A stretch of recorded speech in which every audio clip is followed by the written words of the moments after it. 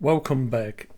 So in this video we are going to look at the prime numbers up to 200, and I arranged the numbers again according to the remainder after a division by 6. So for example, if you divide 42 by 6, you'll have the result 7 and the remainder is 0. If you divide 22 by 6, you'll have 3 with the remainder of 4.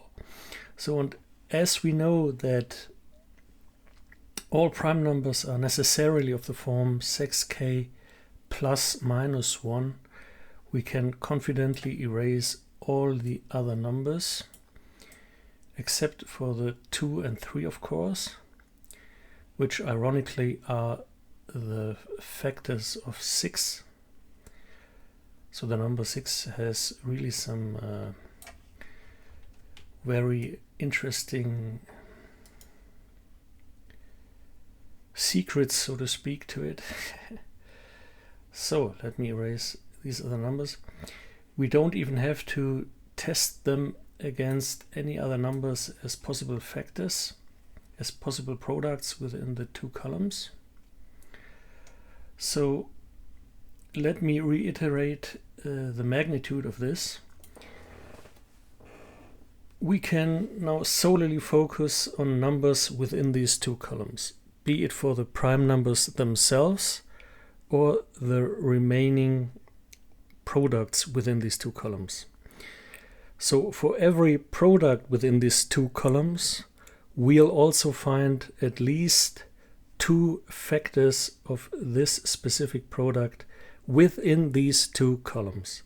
So that means it is absolutely sufficient to test these numbers against themselves, so to speak. We'll find every product remaining in between the prime numbers. So let's start with 5. And the nice thing is all numbers divisible by 5 are ending on 5 on the right hand side, right? So we can start with erasing them. We'll just have to make sure that we erase every number of them. So here's a 5, 185, 155. So I hope I don't miss. So it looks good to me. So these, now we have erased the numbers divisible by 5. So we can continue with 7 and test it against possible products. So 7 square equals 49. 7 times 11 equals 77. 7 times 13 equals 91. 7 times 17 equals 119. And 7 times 19 equals 133, if I'm not mistaken. 7 times 23 equals 161. And 7 times 31 exceeds already our limit of 200. And the same is true for 7 times 29, which equals, of course, 203. So we move on to the next number, 11.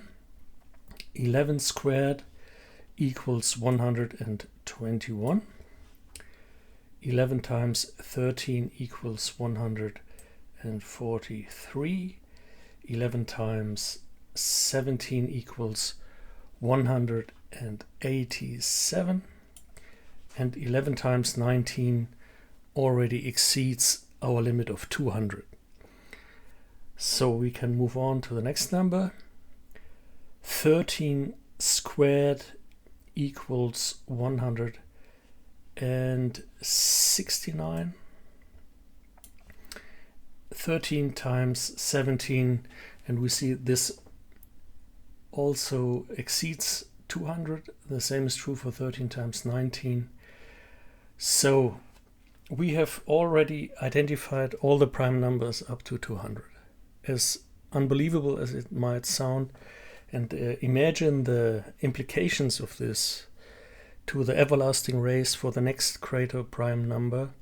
If you implement this theoretical knowledge into the computer models by which you try to compute the next greater prime number, I think this is huge. Thank you for watching the video, and until next time, bye.